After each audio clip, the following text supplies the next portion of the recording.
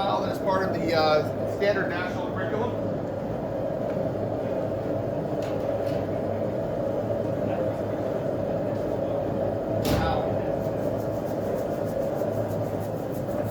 Shake the snot out of your flux.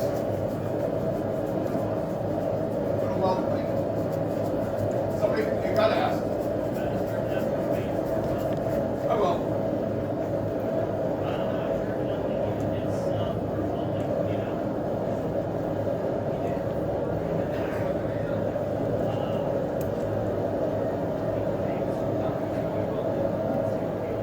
We'll see if I can stick it. This is for some reason the pressure is a little, this regulator is running just a little bit low. Alright, now the first thing you want to do is you want to actually make this into a U. Okay?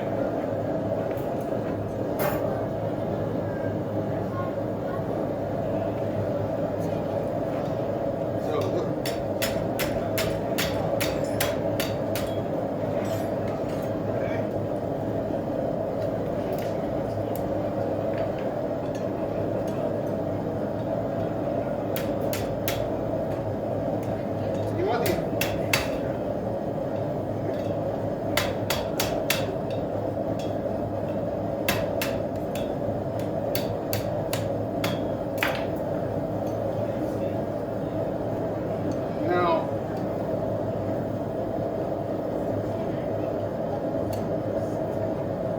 Roughly as close as you can to be like this, because what we're going to do is that we're going to bend them over on top of each other.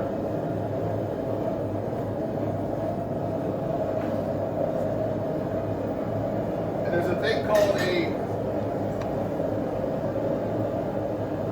there's a scarf that you do to actually do it. You basically start here and you kind of flare it out so you end up with a thin tip. But this is a chain scarf. Start off at a 45 and you end up like 15. It's 3 quick strikes as you sort of rotate it out, and then you flip it over. You do the same thing on the other way, and then you bring them back together and you weld them together. And I actually do think he's right. I do not think this will. If this weld sticks, I'll be impressed, because this forge is running a little bit on the cold side, and this regulator isn't going up past what I want. I want about another 2 psi to really make it pop. All right.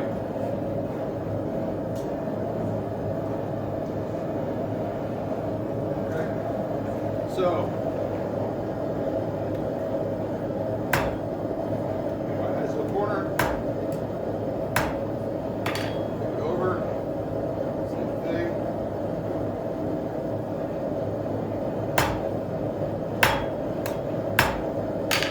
Two little scarves there. Alright? And yeah, that will make a little point. Notice I flipped it over so we have like a little step scarf. Now,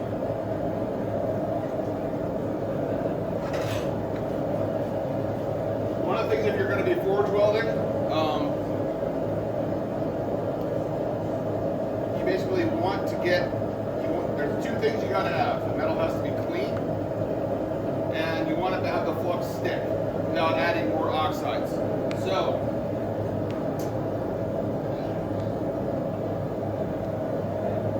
what I'm going to do here, lots of nice brushing, keep it nice and clear. I want it kind of offset just a bit. Okay, I'm going to bring the tips over. Okay.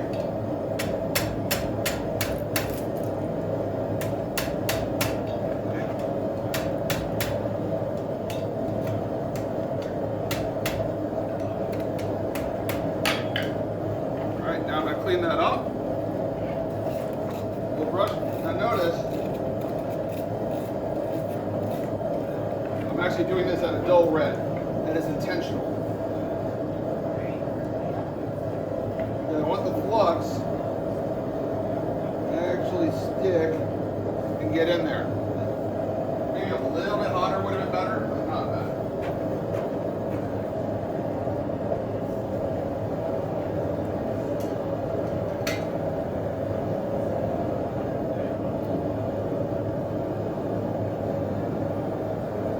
looking good. It's flowing nice.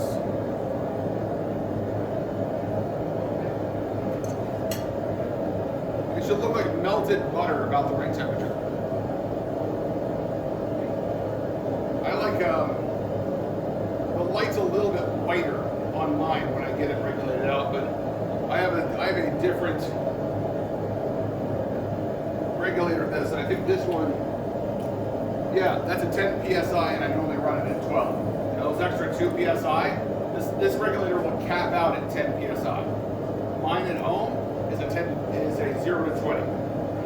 So if you look here at the top of the knob, it'll tell you what your max psi is. And I want another 2 psi, but I just can't get it out of this.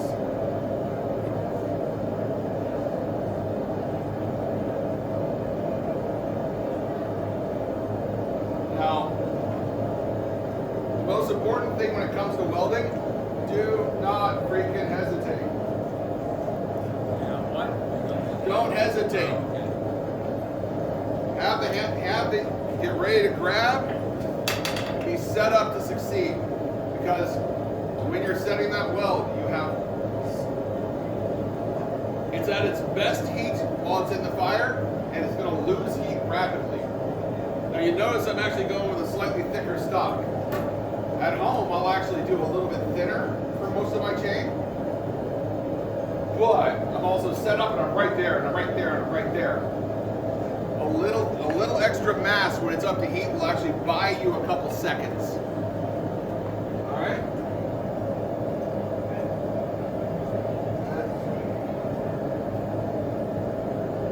Nice and even.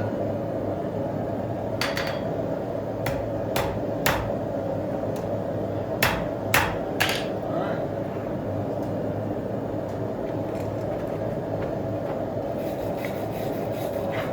Never want to include anything else that's not, well, that looks like it may have stuck.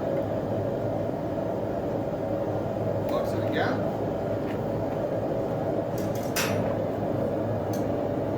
And now it's just giving a refinement of the scarf weld. Now I could actually fade that scarf into it if I want to nice even chain, but then it looks like something from the factory. Leaving a little bump at the end, it's just fine.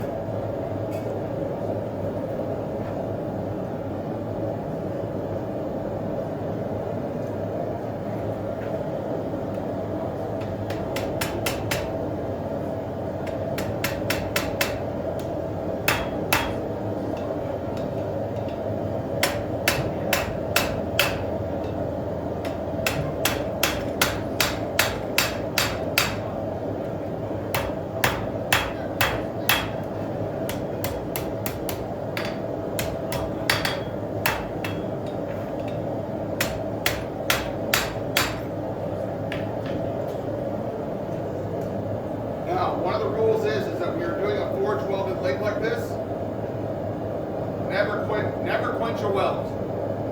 You pop it, because you just don't want to quench welds. Unless you're doing like a knife or something and it's a pattern weld, you're doing a heat treat, that's different.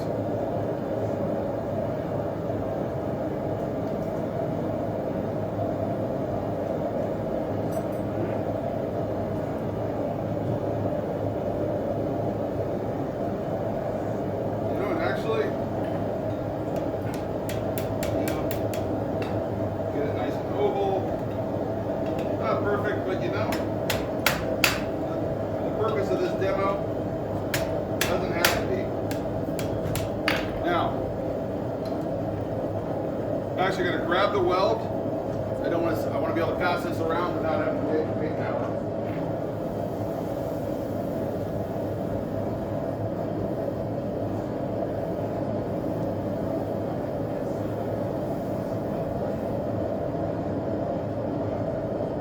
I don't really care. Which is a dull red, not on my heat. I'm pulling it out just to sort of let it sort of back temper a little bit of the heat. Why is quenching so bad for welds? Because you actually will cause strain inside of it. Because as you have the martensite austenite conversion, you're actually changing the structure, and it will actually shock it and can actually tear the weld apart. All right, so Now what I do is I make another one of these, and I make a third one to link them. And that's all. That's all it is to make a forge welded shape. Now, what I do is I find that high carbon steel actually welds a little bit better than mild. So I actually practice with garage springs, and I flatten them out a little bit and sell them as fire steels. So I'm holding the weld and I quench them, and I make these oval fire steels that you can sell as lanyards, making little links about yay big. And I sell them for $20 a pop.